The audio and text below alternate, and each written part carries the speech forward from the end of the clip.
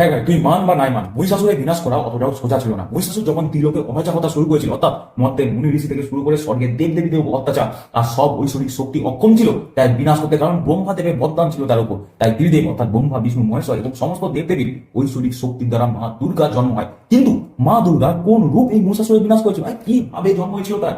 দেখ ভাই, এই ঘটনা শুনলে তো চক্ষু জলগাছ হবে। ব্রহ্মাণ্ডে যখন অশুভ শক্তির দাপটে কাঁপছে, তখনই মহাদেবী তার ষষ্ঠ রূপে আবির্ভূত হন। দেবী কাত্যায়নী, ঋষি কাত্যায়ন বহু বছর তপস্যা করেন দেবীকে নিজের কন্যা রূপে পাওয়ার জন্য। তার তপস্যায় সন্তুষ্ট হয়ে অম্বা অর্থাৎ দুর্গা নিজেই তার আশ্রমে জন্ম নেন। সেই জন্যই তার নাম হয় কাত্যায়নের কন্যা মা কাত্যায়নী।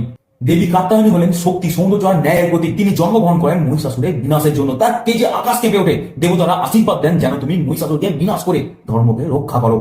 আর সেই দেবী ষষ্ঠ দিনে পূজিত হন। ষষ্ঠী তিথিতে মা কাত্যায়নী পূজা করা হয়। তিনি যুবতী, সোনালী রঙের, চার হাতে পদ্ম, তলোয়ার, আভয় মুদ্রা ও বল মুদ্রা ধারণ করেন। তার আরাধনা করলে জীবনে আসে শক্তি, সৌন্দর্য আর সফলতা। বিশেষ করে কুমারী কন্যারা মা কাত্যায়নী পূজা করেন যোগ্য জীবন সঙ্গী লাভের আশায়। এইভাবে মা কাত্যায়নী হলেন নারী শক্তির জাগ্রত রূপ, যিনি অশুভের বিনাশ ও শুভের প্রতিষ্ঠা করেন। যদি তোর ভালো লেগে থাকে আর অনেক কিছু যদি ইনফরমেশন পেয়েছিস বলে মনে হয়, অবশ্যই লাইক শেয়ার সাবস্ক্রাইব করবি। আর তোমরা লাইক শেয়ার সাবস্ক্রাইব করবে।